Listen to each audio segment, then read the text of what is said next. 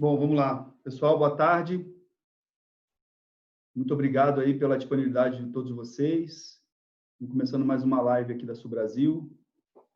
No mês de abril, fizemos algumas lives falando muito sobre esse primeiro momento da crise, como as empresas foram impactadas, né? O que cada negócio e cada empresa fez dentro da sua rotina, da sua operação. Bom, vamos lá. E agora, boa tarde. Primeira live de maio, vamos falar um pouco obrigado aí pela disponibilidade de todos vocês, né? Temos pessoas ilustres aqui, alguns amigos, clientes. Então, eu quero primeiro agradecer a todos vocês pela disponibilidade, né? Temos aqui Alfredo, da G7. Alfredo tem um negócio voltado para imóveis de alto padrão. Vou falar um pouco da visão dele para esse mercado. De outro lado, no mesmo segmento, mas com outro tipo de cliente, tem o Zé Mário, da Blue, falando um pouco de imóveis standard, Minha Casa Minha Vida e afins. E o César, falando um pouquinho sobre grandes construções, estruturas metálicas, operações de aeroportos e grandes galpões. Então, são três visões bem diferentes aí do segmento. Cada um de vocês vai falar um pouquinho do seu negócio. E quero apresentar aqui o Marcelo, que eu convidei hoje para ser mediador junto comigo. Marcelo, que é sócio da Atrio, que também é gestora dos nossos fundos aqui na Sul Brasil. É uma pessoa que tem uma profunda experiência no mercado financeiro e nos últimos 20 anos esteve à frente da gestão de fundos imobiliários. Então, conhece bem alguns desses ativos que a gente vai conversar aqui e bastante experiência no segmento também, né? Bom, quero passar a primeira palavra para você, Zé Mário. Fala um pouquinho para a gente aí do teu negócio, se apresenta para a gente e eu quero fazer essa rodada com todo mundo. Já do Multi aqui, bacana. Primeiramente, Duane, obrigado aí pelo convite, prazer estar aqui conversando com todos aqui e trocando experiências do mercado imobiliário, que é sempre bom, ainda mais num momento como esse, né? Bom, falando um pouco, apresentando da Blue e de mim, é uma empresa relativamente nova. A Blue ela é nascida em 2009, apesar de fazer parte de um grupo de mais de 90 anos. A Blue, especificamente, nasceu em 2009. Ela é focada em 3 nichos de atuação, todos econômicos, né? A gente atua só com imóveis econômicos. Então, uma subsidiária nossa é a Início Empreendimentos, que atua na área de loteamentos, Minha Casa Minha Vida e Standard, todos econômicos, como eu falei. A segunda subsidiária nossa é a Plaza Fácil, é uma rede de strip malls, é o mercado mais novo nosso, a gente está há 4 anos só nesse mercado, a gente tem 1.220 lojas hoje em operação, são todos para locação própria, a gente acaba não vendendo. E a gente tem uma terceira operação que leva o mesmo nome da Blue, que é Blue Projetos Especiais, que são para projetos nichados. Então, um projeto que a gente está fazendo agora é um complexo médico, que tem um hospital, uma torre corporativa e mais um senior living, aqui em Curitiba, que aí foge um pouco do econômico, mas ele é extremamente nichado. A Blue atua basicamente com funding próprio e de investidores, então a gente tem não um fundo formado, mas a gente tem um pool de investidores que tem um capital elevado aportado na empresa, junto com o capital, com o equity da própria empresa, é a forma que a gente desenvolve todos os empreendimentos. Para dar uma noção de tamanho aí, que a gente não é uma empresa com um nome muito ativo no mercado, a gente desenvolveu em 10 anos 987 mil metros quadrados, 1,3 bi mais ou menos de VGV nesse período. Agora, em 2020, a gente lançaria 600 milhões em 2020. Agora, eu te digo que 90% de chance da gente não lançar mais isso. Grande parte, a gente fez 2 lançamentos só no primeiro trimestre, todos os outros eram a partir de junho, e muito provavelmente a gente deve segurar isso para o final do ano, ou quem sabe até 2021. A gente está em atuação em Paraná, Santa Catarina e Minas Gerais. Basicamente, esse é o nosso perfil. Bacana, obrigado. Alfredo, fala um pouquinho para a gente da G7. Boa tarde, Duane. Obrigado por ter convocado aqui para poder falar em nome da G7. Saudando a todos que estão aí também nessa live. Bom, a G7, Duane, é uma boutique de investimentos que é focada em real estate. A gente atua basicamente criando projetos classe AAA, projetos que a gente acredita nos projetos em 2040, ou seja, são ativos de AAA, que eles vão ficar estáveis e tem uma curva ascendente durante as próximas décadas. Então, a gente usa muita inovação, muito conteúdo, muita riqueza em projetos, né, para conseguir realmente extrair produtos aí que sejam muito duradouros a longo prazo, né? A empresa tem 10 anos, ela foi fundada por mim e pelo meu pai. O meu pai já tem uma experiência muito grande no mercado imobiliário. Aí a gente fez algumas transações dentro da empresa, acabei comprando as ações do meu pai, e aí hoje eu toco a companhia, tenho minha irmã como sócia. A gente, nos últimos 10 anos, aí, lançou mais ou menos uns 500 milhões de reais em imóveis. A companhia foi fundada em 2011. E o interessante é que a gente cada vez mais vai amadurecendo, vai aprendendo com os nossos erros, né? Esse ano a gente tem um lançamento que é o prédio mais alto aqui da cidade de Curitiba, onde a gente está. É uma torre de quase 40 andares, primeiro wellness building do Brasil. A gente já tem o primeiro edifício residencial com green building no Brasil inteiro, foi a gente que fez também. Enfim, a gente lançar um projeto de 150 milhões é igual botar um Boeing no ar, e o tempo fechou, mas a gente não, o plano de voo continua. A gente vai colocar o produto esse ano e vai ser muito legal aprender com todos vocês. Já tinha decolado. Não, ele estava taxiando na pista, então a gente botou no hangar, comprou mais instrumentos e agora vamos esperar a chuva passar e daqui a pouco vai botar o Boeing para decolar. Obrigado, Alfredo. César, passa a palavra aí. Olá, Duane. Boa tarde a todos, colegas da live. É um prazer estar aqui com vocês. Bom, a Medabio tem 54 anos de história. Né? Ela nasceu em 67, fundada por uma pequena serralheria, né? Diferente dos meus colegas aqui, nós não atuamos exatamente em prédios, mas nós fazemos prédios também, né? Prédios multiandares metálicos. Nós fazemos prédios, atuamos no segmento de pontes, viadutos, aeroportos, portos, né? Somos uma fábrica de fábricas, fazemos galpões de logística, CDs, na área petroquímica, siderúrgica, atuamos em toda a parte de infraestrutura básica também. Dentro do conceito de construção civil, nós atuamos de A a Z. Dentro do Brasil, do Iapoque ao Chuí, como nós brincamos, mas atravessamos a fronteira também. Hoje, 30% a 40% do nosso faturamento é para fora do país, né? Então, hoje nós encontramos prédios metálicos montados na Nigéria, em Lagos, como temos galpões na Costa Rica, temos pontes na República Dominicana. Enfim, nós atuamos do México para baixo e toda a costa africana, até a Turquia, temos obras nossas espalhadas aí, dentro do setor da construção. Esse é um overview da Medabio. Temos mais ou menos, ao longo da história, uns 60 milhões de metros quadrados já construídos ao longo da história nossa. Acho que esse é isso aí. A diferença é que a metragem quadrada que você constrói é bem diferente do Minha Casa Minha Vida que o Zé Mário constrói. Aí se fosse em número de unidades, hein, Zé? Acho que você ganhava, hein? Aí pode ser 60 milhões de metros quadrados. Se eu chegar nisso com Minha Casa Minha Vida, está maravilhoso. Bom, vou passar a palavra aqui para o Marcelo começar as perguntas, já agradecendo a você, Marcelo, pela tua disponibilidade. Né? Imagina. Por favor, fique à vontade, você pode dirigir suas perguntas na sequência que você achar melhor. Tá, primeiro, muito obrigado aí pelo convite, obrigado a todos os ouvintes. Eu acho que é um momento desafiador, né? Porque eu estou no mercado desde 1975, eu nunca tinha visto uma crise desta forma, né? Desse formato.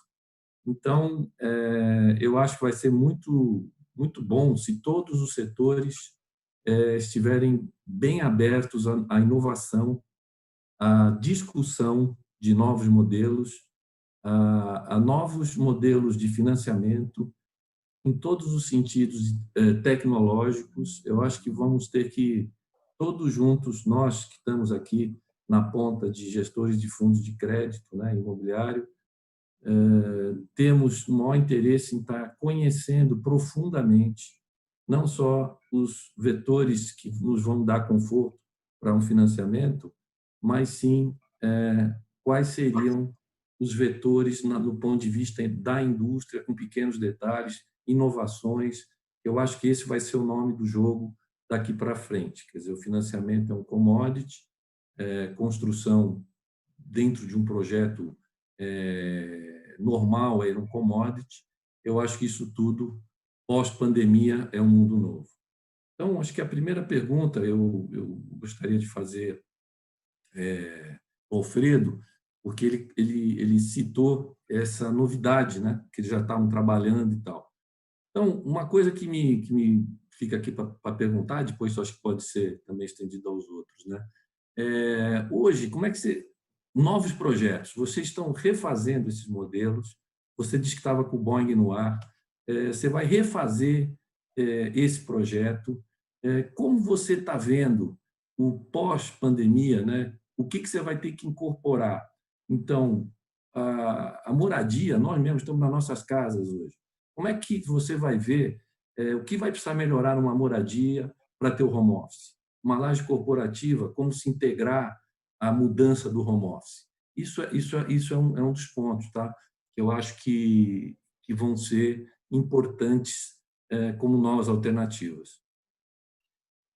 Olha, Marcelo, a gente aqui, nós somos uma empresa com um time enxuto e nós somos uma empresa muito focada em produto, né?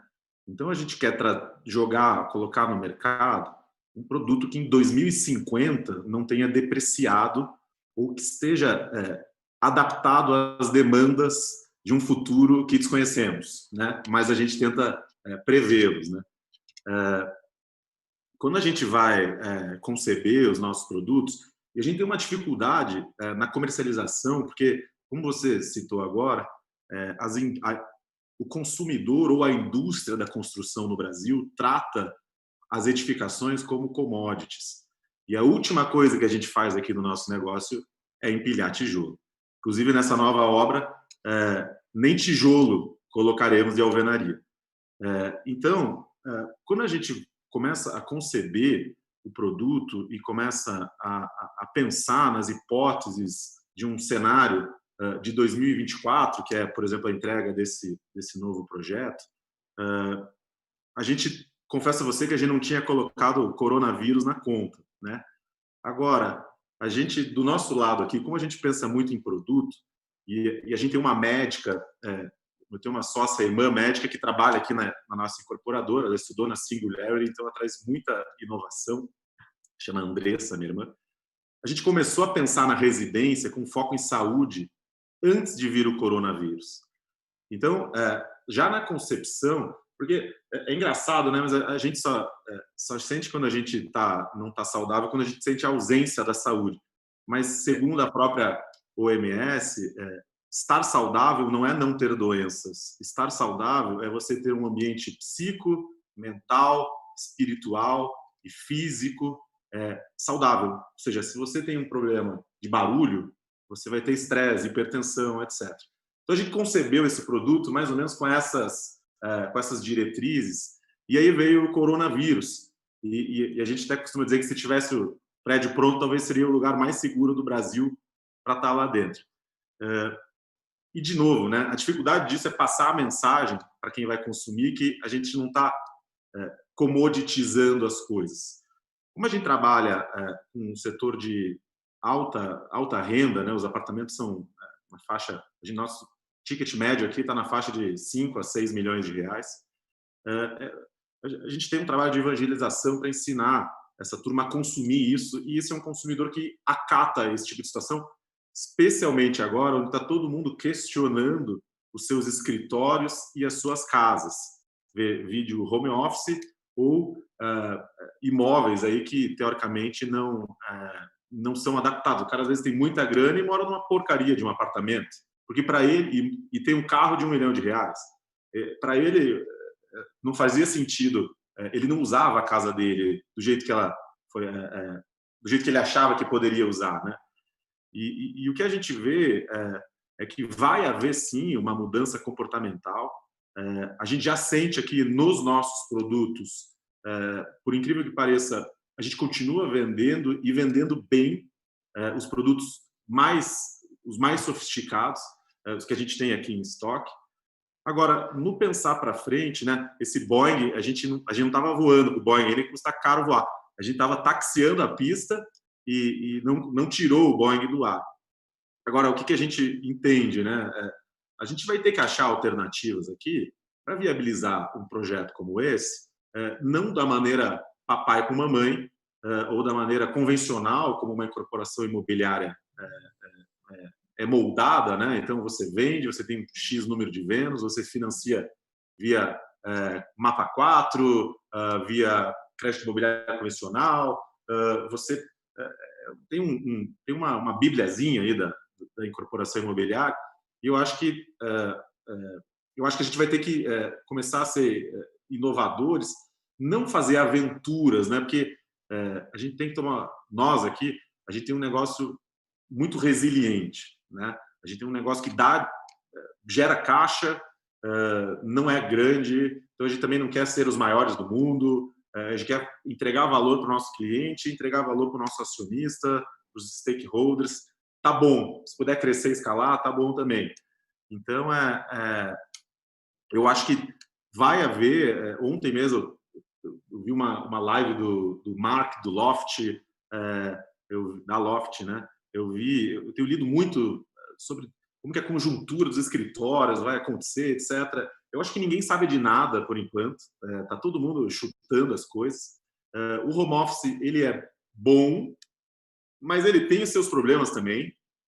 Tem muitos, a gente tem parceiros financeiros, bancos que estão com seus colaboradores tendo burnout, ou seja, o cara está implorando para voltar para o escritório, até porque a casa do cara é uma porcaria, que normalmente o cara mora num cubículo, principalmente em São Paulo, simplesmente para trabalhar ou seja, é uma readaptação do nosso modelo de vida, né? Que eu acho que vai gerar algumas cicatrizes, não acho que vai mudar tudo, né? Mas essas cicatrizes vão fazer alguns segmentos de mercado aumentar uma proporção, outros diminuírem. E eu acho, a gente estava conversando antes aqui, que o imóvel ele vai passar a ser mais ainda valorizado como uma reserva de valor, que ele é um produto que pode te gerar diversão, conforto, assim como um carro, um barco, um avião, só que ao mesmo tempo ele te gera segurança e renda, diferente de um carro, um barco e um avião. Então, eu acredito que essa transformação ela vai acontecer devagar, do ponto de vista do comportamento do consumidor. As empresas, para remodelar seus produtos, precisam de 12 a 18 meses, porque precisa voltar para as pranchetas, reaprovar projetos. Então, as coisas não acontecem do dia para a noite. O setor é lento. Eu queria te dar uma dica aí para quem está ouvindo. Eu acho que vamos trocar varanda gourmet por home office, quando for vender um apartamento. Apartamento com varanda gourmet, não. Apartamento com home office. Por aí. Olha que legal. Nesse nosso...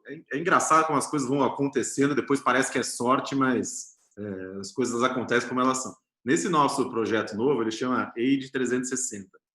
Ele é um projeto de uso misto. Só quero avisar uma coisa, todo mundo aqui vai sair dessa live assinando o contrato, com certeza. Porra. E vou falar, o momento é bom para quem quer comprar, para quem quer vender não é bom, não. Mas esse projeto, ele é um projeto de uso misto, só que as áreas de uso misto dele, elas foram feitas para os próprios moradores. Então, ele tem um andar, ele é uma torre de 40 andares, ele tem 2 andares, um deles eles tem 10 salas comerciais que a gente chama de private rooms, que a pessoa pode montar um escritório de um CEO, por exemplo, pode fazer um estúdio de música, e ele é legalmente uma área comercial. Então, você tem acessos independentes, tal. Ou seja, ele está preparado, por exemplo, para você ter uma super sala e tocar a tua empresa via Zoom, de maneira digital, como a gente está fazendo agora. Eu acho que isso vai acabar acontecendo. O Brasil tem muita medo e receio de fazer projetos de uso misto, achando que esses projetos iam desvalorizar os imóveis. E isso não é verdade.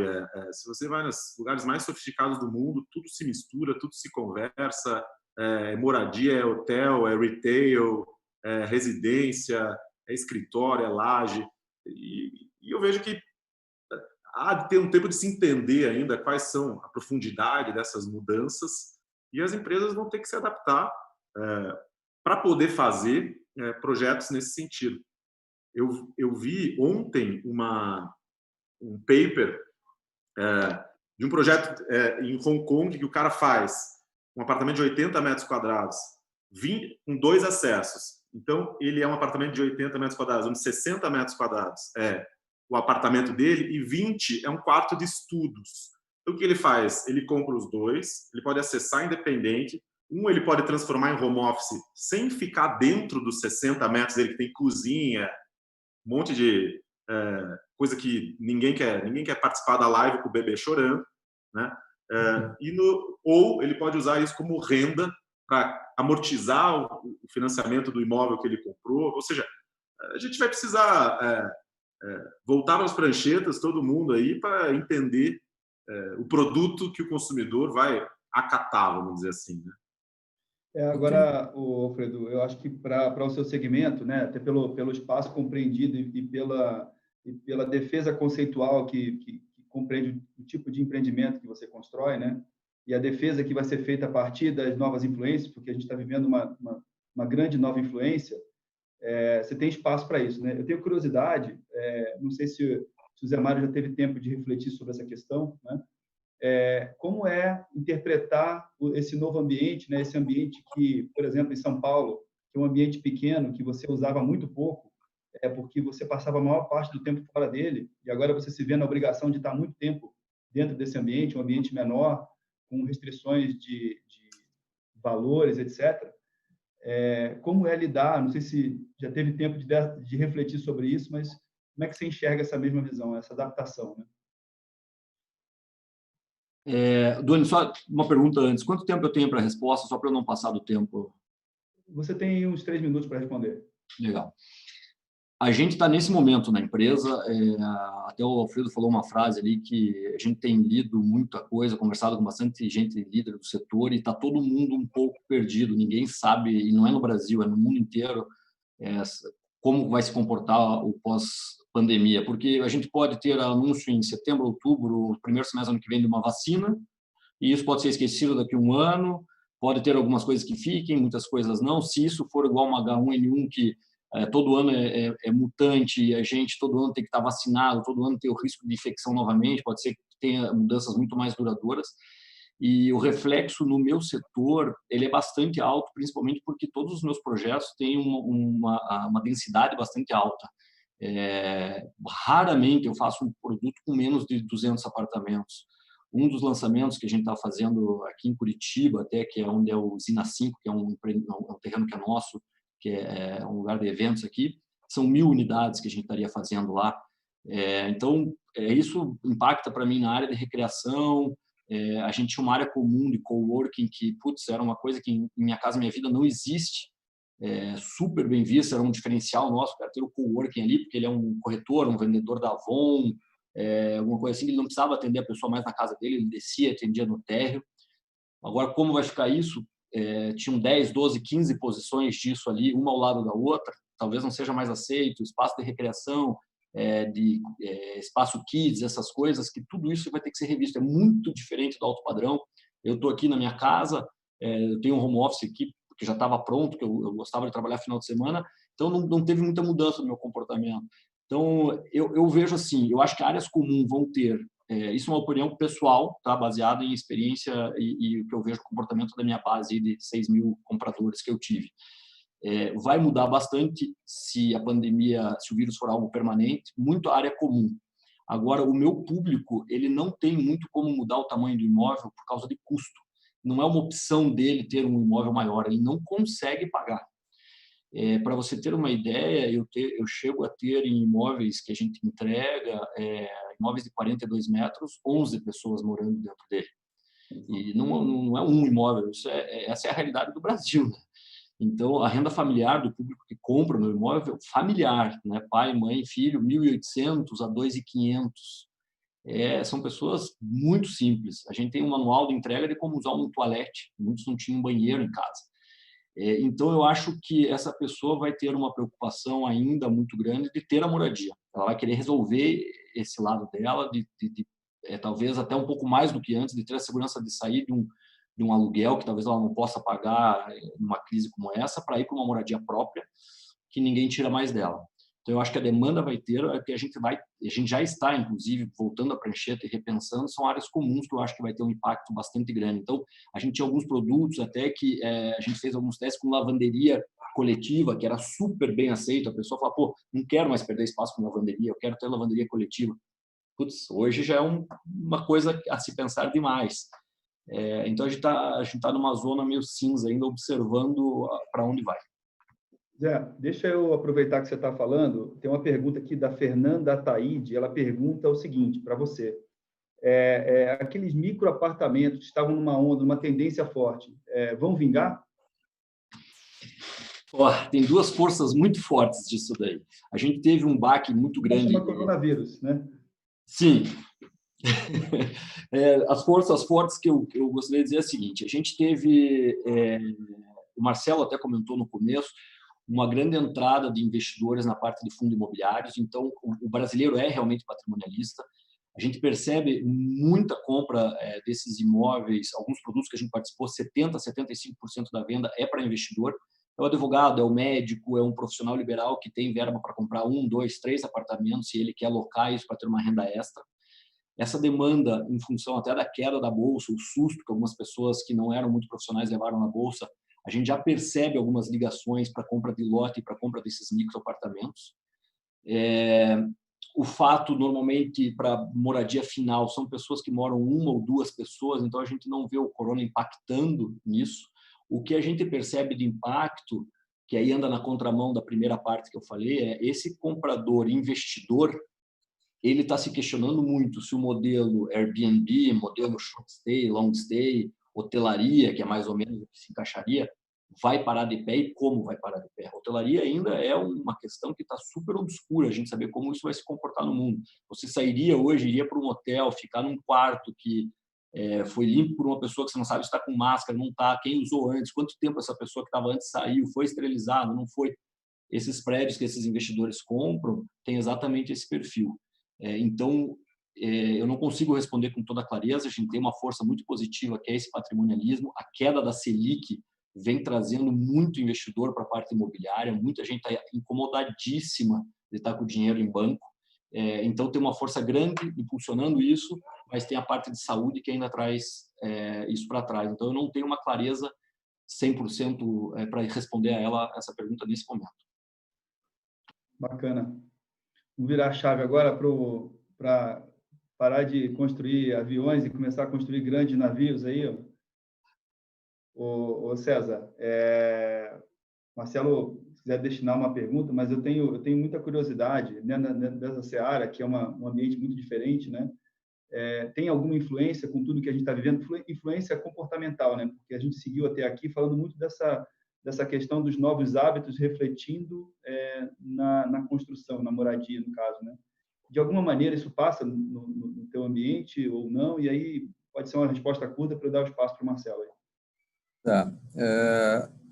Nós estávamos conversando sobre isso agora há pouco, né? Tem um segmento que até vai ter a ver com fundos também, que começou a ter uma disparada agora, que é o segmento de logística para e-commerce.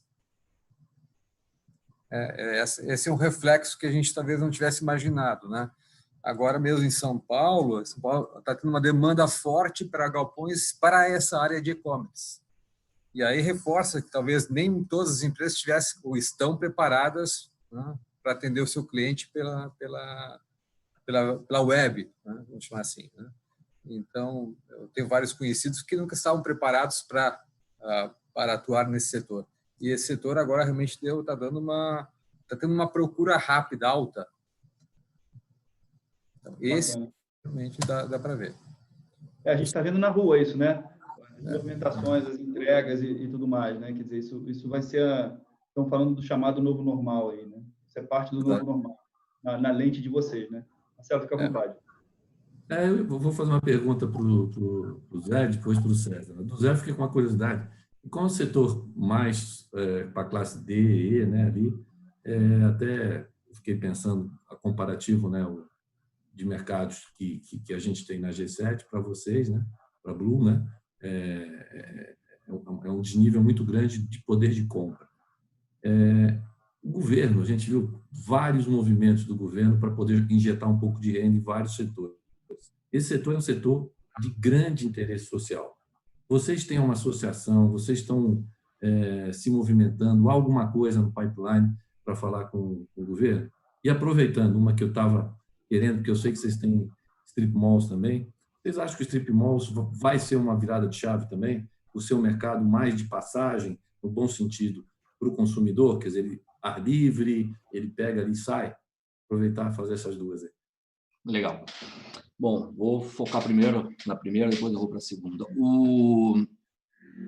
A gente, sim, está bem organizado, o setor de construção, graças a Deus, é super organizado através do Sinduscom, da CEBIC, da DEME, e a gente tem uma participação através de alguns conselhos dentro desses órgãos de classe para atuar junto ao governo. Então, a gente está bastante envolvido.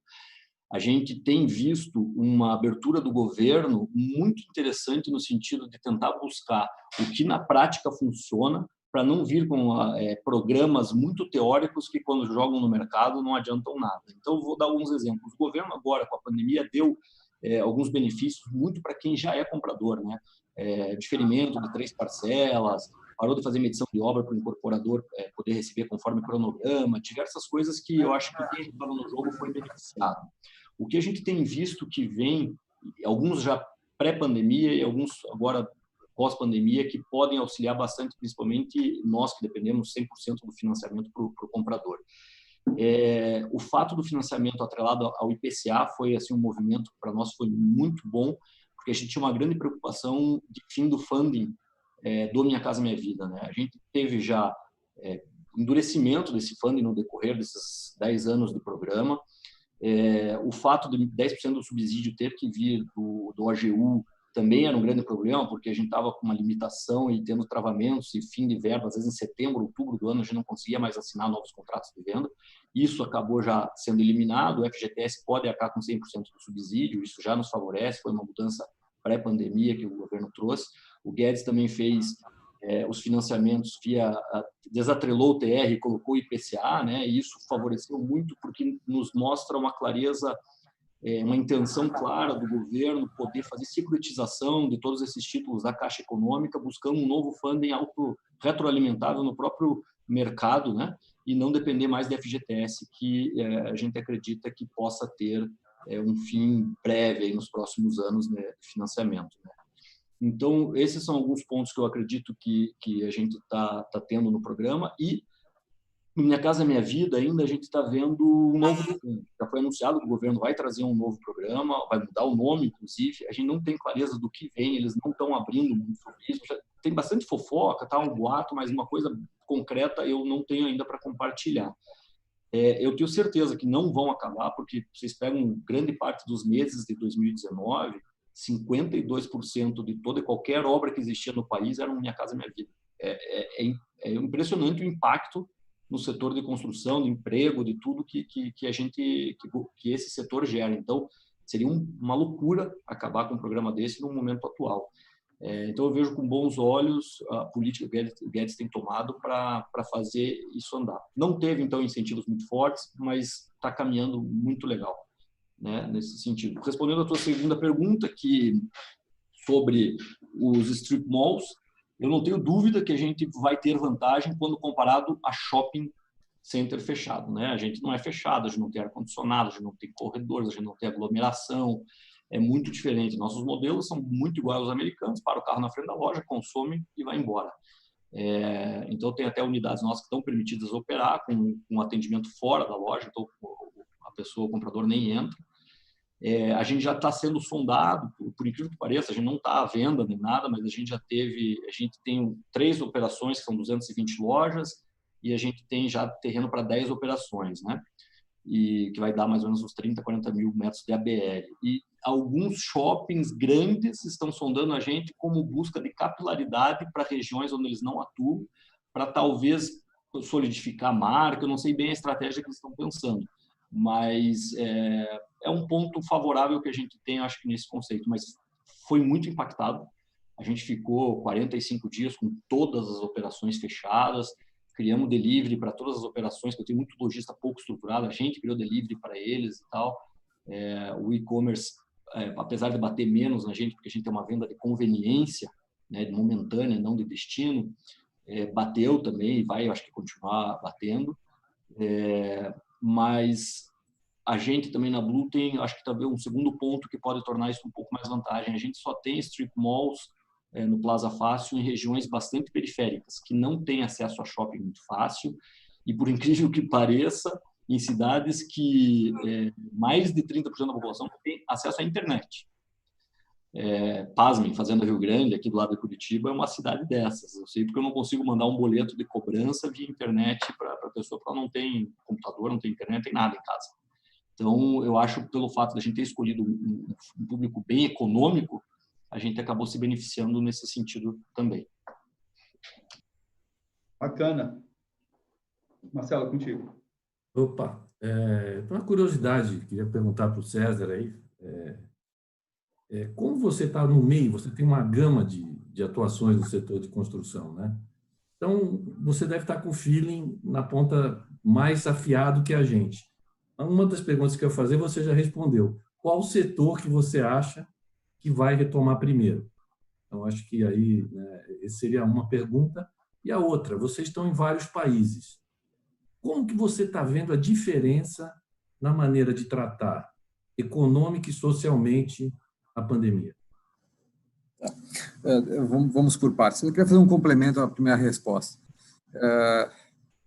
Isso pode ser um sentimento nosso, da nossa companhia. Tá?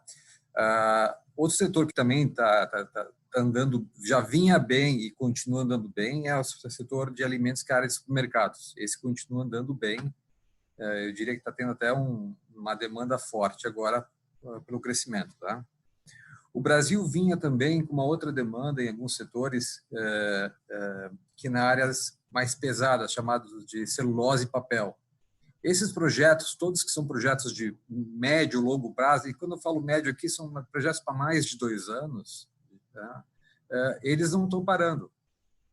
Então, mesmo na pandemia agora, são projetos que continuam em andamento. E o Brasil, se nós voltarmos um pouco atrás, o Brasil passou por uma fase de recessão muito forte, que foi muito forte para a construção civil, né? E para os projetos no Brasil. E com a retomada que estava tendo, principalmente no segundo semestre do ano passado para cá, estavam se tirando das gavetas os grandes projetos. E muitos estavam começando a entrar em operação. Então, quando vem a pandemia, não é simplesmente para o projeto. Isso não aconteceu. Porque são projetos de médio e longo prazo. Se nós acreditarmos que a pandemia leva de 6 meses a 1 ano, pode ser, também ninguém tem bola de cristal, mas tem que se fazer uma aposta, esses projetos que têm prazos de incorporação maiores que esse estão andando.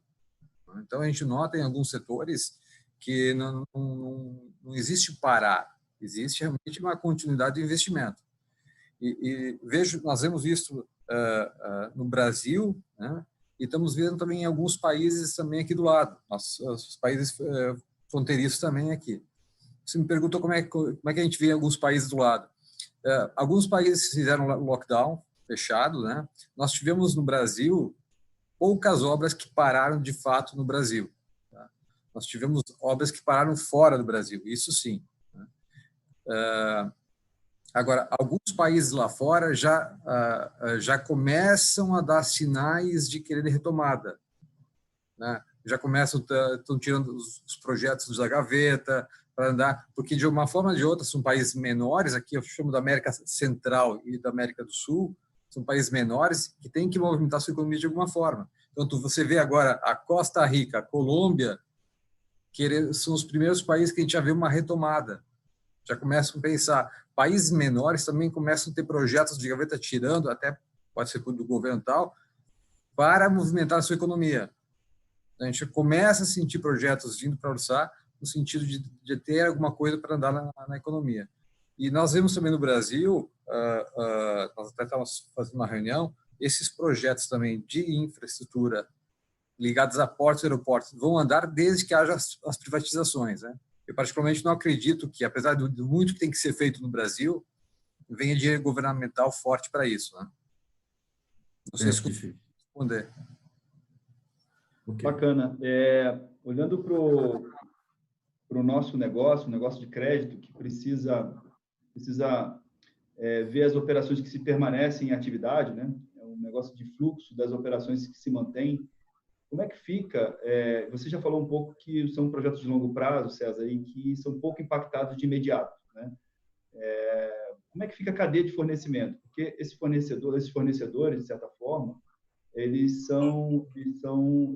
atendem o teu negócio, mas atendem outras estruturas também, né?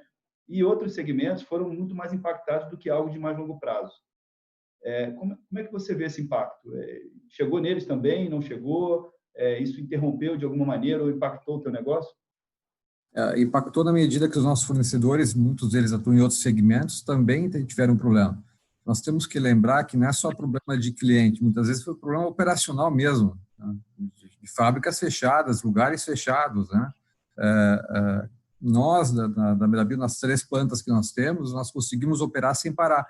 Tivemos todas as medidas preventivas de sanidade colocadas, reduziu-se a produtividade, sim, reduziu bastante a produtividade, mas uma planta parou. Porém, o mercado, de uma forma geral, obviamente que muitos segmentos pararam a demanda, né? Você pegar a própria siderúrgica em si, a indústria automobilística parando e outros setores parando, tiveram que desligar fornos recentemente, ou fizeram programas de fechamento de fornos. Então, você vê que realmente alguns setores vão demorar a ter uma retomada, né, para segurar. Então, de uma forma geral, nós vamos ter uma dificuldade na retomada, não é agora, é daqui a alguns meses. Por isso também eu concordo, vai ser importante que tipo de programa vai ser, qual é essa bala de prata que o Marcelo estava falando agora há pouco, qual é o tiro que vai ser colocado, esse tiro que vai definir realmente o tamanho da retomada, se nós vamos conseguir realmente crescer no L, no U, no V, no K, enfim, qual vai ser a nossa retomada. Essas cadeias que são muito longas, né? Ela não é só uma questão de demanda, é uma questão de ritmo também, né? Você fala, o teu negócio é muito impactado por metais e imagino que os metais que você naturalmente usa nos seus projetos são metais que são utilizados, como você falou, em vários outros segmentos, né? Então não tem como não ser impactado. E de certa forma, no planejamento que vocês têm, na execução dos projetos que vocês têm, esses entraves até aqui mexeram em prazos? Você precisou fazer algo diferente? Porque a pergunta vale para o Brasil, onde você falou que não houve nenhuma interrupção, né? E vale também para os países onde você percebeu e viveu o lockdown, e aí é diferente, né? Queria que você falasse das 2 realidades. Aqui no Brasil, de novo, nós tivemos alguns problemas, basicamente, com a logística integrada. Então, realmente, o nosso fornecedor muitas vezes não conseguiu entregar, ou por um motivo ou outro, nós ainda estamos enfrentando esse tipo de problema, né? Uma logística. Imagina, nós temos uma obra lá no Pará, né? Muitas vezes para chegar lá o material não é tão simples assim. Quando você vê toda a cadeia integrada, você vê nós tínhamos obras no Peru, né? Nós entregamos agora material para o aeroporto do Chile, Santiago. Nós temos um problema bem claro agora. Aeroporto do Chile, Santiago. Nós tivemos que tirar nosso pessoal de lá, os brasileiros que estavam lá na coordenação, voltar para cá, e agora não tem mais como mandar para lá, não tem viabilidade de mandar para lá, não tem como mandar para lá. Mas a obra está reiniciando, tem que tocar. Então, esse tipo de dificuldade agora de como manejar isso com o meu cliente lá tem que ser acertado. No Peru, o Peru estava em lockdown total, agora abriu para nós, estamos começando a mandar material. Mas como mandar pessoas para fora? Essa é a dificuldade que a gente enfrenta agora nesse momento. Bacana, bem interessante, muito importante a gente entender um pouco como é que funciona essa realidade, né? Marcelo, fica à vontade. Eu também queria abrir um espaço para que vocês perguntem entre vocês aí. Eu acho que deve ter gerado naturalmente curiosidade. Aproveito o Marcelo também. Quem tiver interesse. Mas acho que um detalhe aqui que a gente também está notando, né? Nós tínhamos uma demanda muito forte por hotéis aqui também. E claro que agora deu uma parada aqui no Brasil, mas o setor de hoteleiro que nós estamos tendo demanda está voltando a ter setor de demanda para fora do Brasil, no setor do Caribe. De novo, estão voltando os projetos deram vamos chamar assim, uma embarrigada, mas já estão voltando a chamar para conversar. É interessante. Não esperava por isso. Não imaginava que pudesse ter uma demanda como essa agora. Eu não sei, vou deixar espaço para vocês perguntarem entre vocês, senão depois eu faço uma pergunta geral. Eu tenho uma pergunta para o César, até pegando um gancho no que você citou agora sobre uma demanda do setor hoteleiro e a base aí da tua indústria. Os projetos no Brasil, ou mais no Brasil, né, eles são muito demorados, né? Por exemplo, eu vou fazer um ciclo de uma incorporação toda, acredito que para o Zé Mário também, para quem dá crédito, né, para quem financia, tudo demora demais, né? A gente está falando de 4, 5, 6 anos, desde você imobilizar capital até isso retornar e liquidar todas as pendências que recaem sobre isso. E uma das maneiras da gente talvez mitigar riscos aí no ciclo desses projetos é ter uma construção mais rápida e mais eficiente, né? Você enxerga que isso pode ser um catalisador agora, né, para tua mão de obra, do ponto de vista de as empresas tentarem reduzir esses ciclos para justamente não ficarem à mercê de... Porque agora a gente está falando de coronavírus, mas não vamos esquecer que 2 anos atrás teve impeachment, teve Dilma, teve um monte de coisa acontecendo, né? Excelente pergunta. Essa visão é uma visão muito mais até do aspecto cultural que tem que se mudar no Brasil. Não faz muito, nós fizemos um projeto com uma construtora aqui no Brasil, aqui na região de Canoas, tá? Nós fizemos um hotel, fizemos até um top de marketing dele, construção em tempo recorde. No momento que estava feita a terraplanagem até o hotel ficar pronto, levou 67 dias. Pronto. Nós fizemos foi um case que nós fizemos na época. Por que era? Qual era o desafio? Para mostrar que se podia fazer algo a mais. O que a gente detectou aqui de grande problema, que claro, vem se melhorando muito? A falta de planejamento é o grande desafio. Quando eu digo planejamento, é a visão integrada, não só de uma área, tendo a visão integrada, ou seja, levantar o prédio, nós levantamos o esqueleto rapidamente, inteirinho, vir o fechamento, vir com o banheiro já pré-pronto, vir com tudo a tubulação pronta, ou seja, quando se fecha o teu caixão, vamos chamar assim, né, aquilo já está pronto rapidamente. Nós fizemos um prédio comercial, alguns prédios em São Paulo também, onde se reduziu 1 ano. Né? Mas, de novo, tem que ter uma visão bem clara de planejamento. Esse é o grande X da questão. E pode se ganhar realmente muito, porque você consegue ter uma produtividade com menos pessoas e é onde você pode ganhar e sair rápido da obra, ou seja, sair rápido e entregar rápido. Né? Eu acho que eu posso também complementar essa resposta, Alfredo, falando um pouco do nosso setor, que é o sonho do nosso setor, ter essa industrialização da construção, porque o meu é tudo igual, né? As unidades mudam muito pouco. E uma grande barreira de entrada que a gente tem, eu preciso ter tudo aprovado pela Caixa Econômica Federal via DATEC. Então, tem que ter anos de testes e tal. E começaram a surgir algumas tecnologias no Brasil que, inicialmente, um preço proibitivo, que hoje começaram a ter um preço muito parecido com a alvenaria, com uma velocidade infinitamente mais rápida. Então, eu acho que é um caminho sem volta. Pelo menos no meu setor, não tem mais como segurar isso. A gente tem ainda algumas coisas assim, o comprador chega lá, vai bater na parede, a parede apesar de ser muito mais resistente termicamente, acusticamente, de todas as maneiras, ele olha que é uma parede mais fina, não gosta, isso, aquilo, mas isso é uma educação do comprador que vai passar, e eu acho que pelo menos no setor popular a gente vai ter isso aí. Você pode dedicar, às vezes, ficar 24 meses fazendo a obra, se fica 18 meses fazendo a venda sem colocar R$1 em obra, faz só um decoradinho ali, e faz a obra em 4, 5 meses depois, se tiver vendido, né? Se não tiver vendido, cancela, devolve o dinheiro para todo mundo e se diminui muito o teu risco, diminui preço, melhora a TIR, né? Custo financeiro. É um caminho sem volta isso. Esse é um aspecto cultural importante, né? Nós entregamos na Venezuela um projeto foram 40 prédios de 5 andares de Minha Casa, Mi Casa Mi Vida, lá, né? Que é a Minha Casa Mi Vida, ela era Mi Casa Mi Vida, né? E realmente mas lá foi um desafio porque entregamos rapidamente o projeto lá, todo ele com fechamento de drywall e tal, e bom, o cliente recebeu, que ele aceitava isso, ele tinha essa convicção. E aqui no Brasil, muitas vezes, esse aspecto cultural que é o que tem que ser batido, né? Ele quer tijolo, exatamente. Tijolo, exatamente, tijolo. Como é que é a parede, né? Exatamente.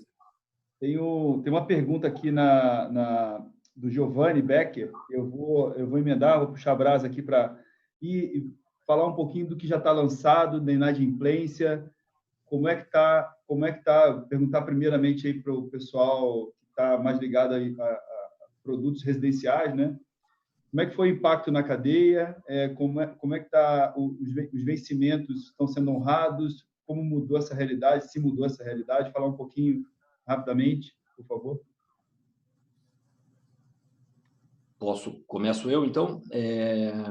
Vou falar de cada um dos setores para a gente saber. O Minha Casa Minha Vida, a gente basicamente não tem inadimplência, porque eu assino com a Caixa, recebo à vista, né, ao final da obra, e o financiamento fica com a Caixa Econômica. Eu tenho um financiamento pós-chaves ali de 12, 24 meses, não tivemos grandes impactos nisso.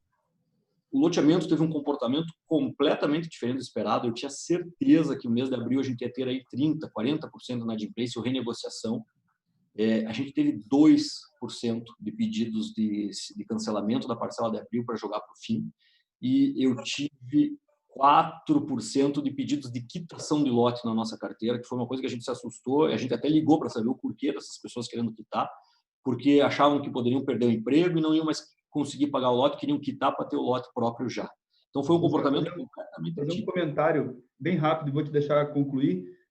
Você sabe que esse comportamento de antecipação de pagamento eu ouvi em outros segmentos também, e a gente aqui tem uma vertical de varejo, né, de CDC, crédito pessoa física, e a gente também percebeu um comportamento, naturalmente, inadimplência, mas, por outro lado, também antecipação de pagamento, né?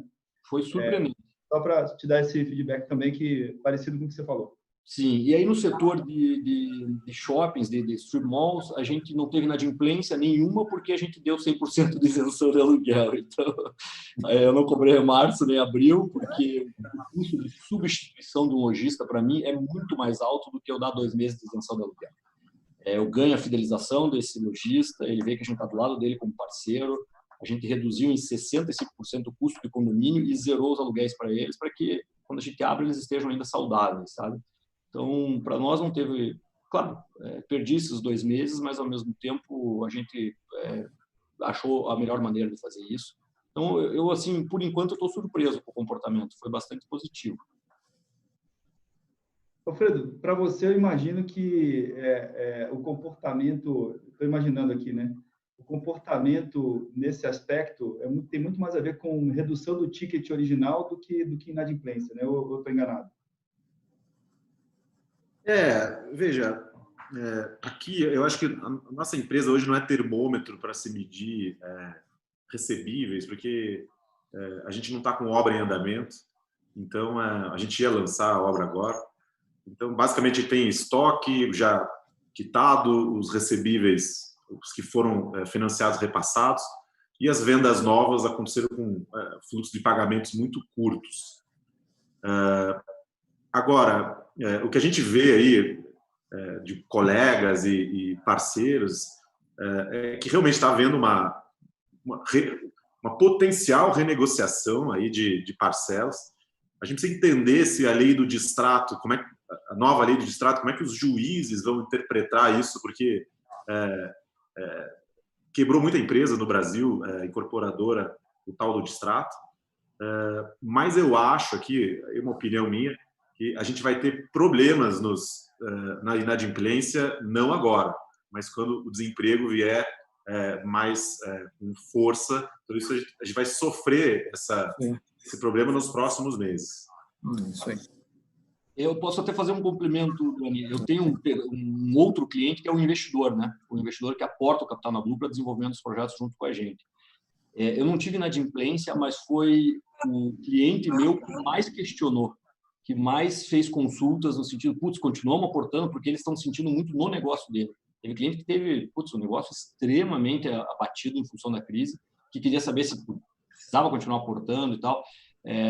Foi mais impactante do que o público comprador final, que aí eu concordo com o Alfredo. Eu acho que isso vai vir daqui a 6 meses, a hora que ele perceber o desemprego absurdo que vai ter gerado a pandemia.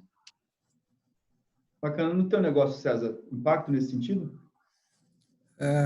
O nosso impacto não nesse sentido, são grandes empresas que têm os projetos, o seu funding já alocados, né? Pode ter uma postergação que outra acontece, mas nada representativo no contexto geral. Bacana. Bom, pessoal, 6h58, eu vou encerrando aqui, vou deixar cada um falar um pouquinho o que estão esperando para os próximos meses aí. Tentar traçar uma linha de horizonte possível, né? Talvez 30 dias, talvez 15 dias, mas enfim, imaginar aí o ano de 2020, cada um no seu segmento, para a gente ir fechando. Zé, quer começar? Posso começar.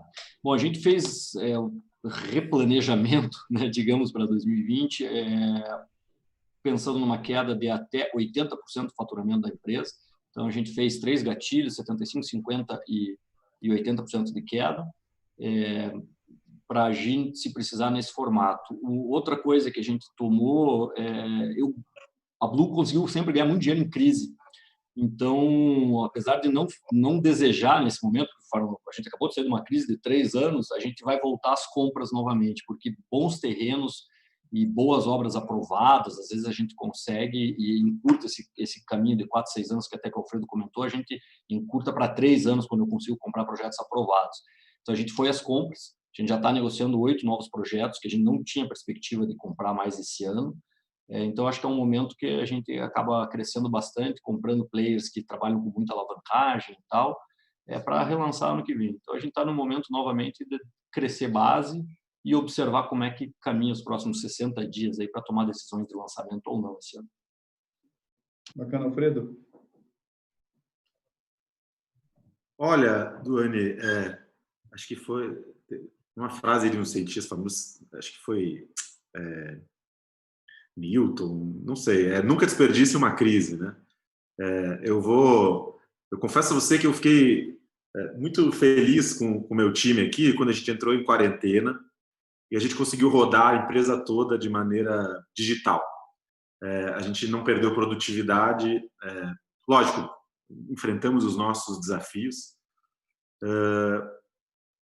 A gente está num momento aqui de baixíssima alavancagem no nosso negócio e saindo, foi até um momento engraçado, porque a gente tinha uma expectativa de crescer 60% esse ano e as coisas estão acontecendo em relação ao ano passado.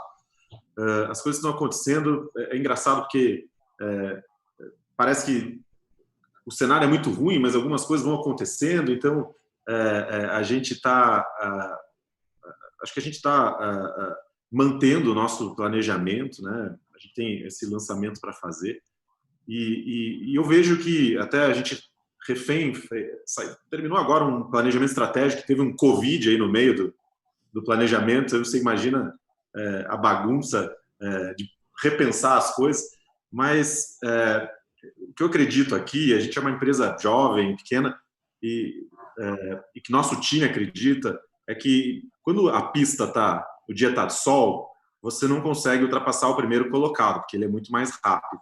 Agora, quando começa a chover, os carros ficam um pouquinho mais perto um do outro. Então, a gente vai com muita responsabilidade, porque fazer a casa das pessoas no nível de sofisticação que a gente se propõe a fazer é muito complexo, mas a gente vai procurar aí acelerar esse planejamento e a gente vai procurar formatar um bom land bank aí para 21, 22, 23 para poder competir com o resto do mercado. Essa coisa de não desperdiçar uma crise é muito interessante, né? Porque todo mundo aprende muito nessa hora, né? E a gente tem feito um exercício muito grande de comunicação com clientes, com investidores e como a gente percebeu É claro, essa situação toda é uma situação muito delicada no aspecto da saúde das pessoas, a gente tem que estar com isso em mente em primeiro lugar, mas você precisa realmente, no negócio de crédito, ser muito claro e ter um direcionamento muito claro para todas as pontas que dependem do que a gente faz, né?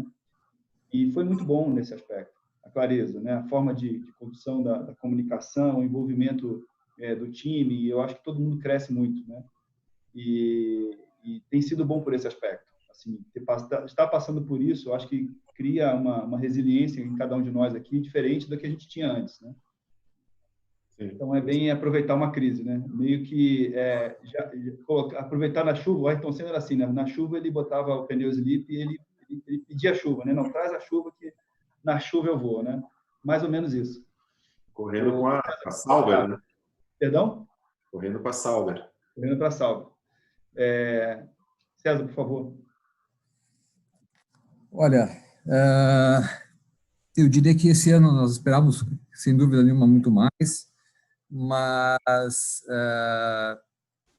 eu diria que nós estamos em ritmo de manter um ano entre as perspectivas nossa, né?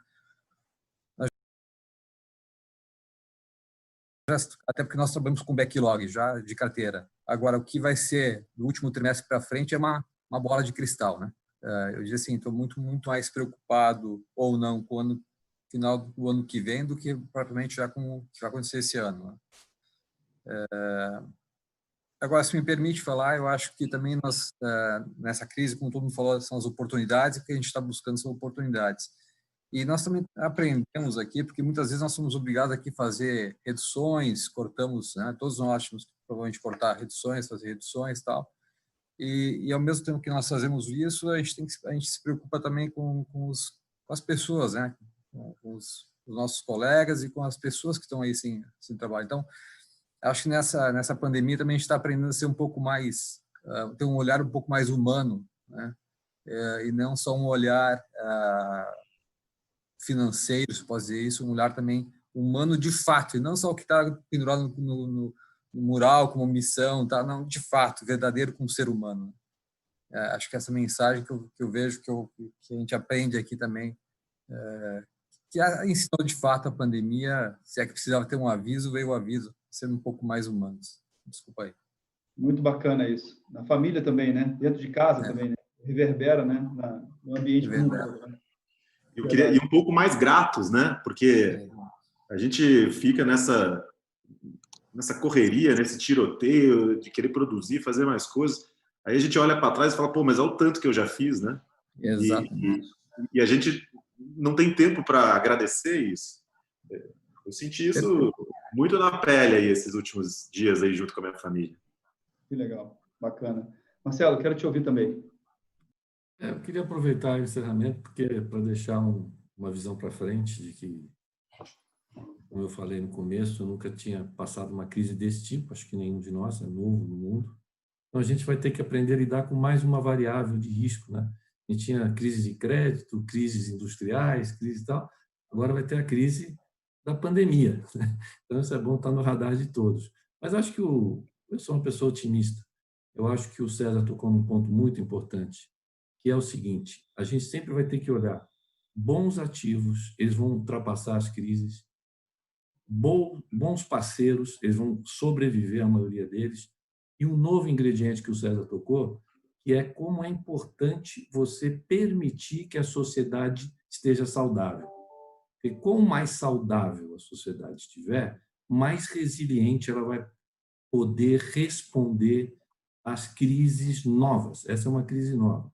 Então, as sociedades que estiverem mais abertas à solidariedade, aos programas sociais um pouco mais bem feitos, vamos dizer assim, como é importante, né? Bem ou mal, o Brasil tinha um SUS, que a gente sabe que não é perfeito, é ruim, mas tínhamos o SUS, né? Então, acho que esse ponto de vista, eu que sou um liberal de Chicago, aprendi nessa crise. Você vai ter que ter esse social muito melhor. Eu acho que todo mundo vai ter que se abrir e contribuir com isso. Eu acho que é isso que é o norte, junto, obviamente, com o bom ativo vai ser bom. Se ele ficou em dúvida hoje, amanhã ele vai ser bom, a boa dívida vai ser boa e o bom projeto vai ser bom. Isso não vai mudar. nós temos que ter confiança. A gente vai passar por 1, 2 meses aí mais difíceis ainda, mas eu acho que a partir do segundo semestre, lá para o fim do ano, a gente vai ter uma retomada leve, mas a economia volta. Eu acho que estamos com juros baixos, estamos com o dólar alto, eu gosto disso. Isso vai dar o Brasil ficar barato e nós precisamos importar capital. Então, eu acho que nós vamos sobreviver com nossos bons projetos, com nossa capacidade de trabalho que o brasileiro tem e com a aceitação que os programas sociais têm que ser mais intensos e as modernidades digitais e adaptações em projetos imobiliários vieram para ficar. É a mensagem que eu queria deixar para todos. Muito bacana. Bom, eu quero agradecer muito a vocês, aprendi bastante hoje, ter um olhar diferente dentro do segmento, um olhar bem diferente de cada um, dos seus reflexos, né? E agradecer pelo tempo, pela disponibilidade, por compartilhar a experiência, né? Essa live que a gente está fazendo aqui, ela vai ficar disponível depois no YouTube, para qualquer pessoa que queira ver, né? E muito obrigado. Obrigado. Boa noite. Obrigado. Boa noite a todos. Até mais. Obrigado, um abraço. Tchau, tchau. Valeu, tchau, tchau.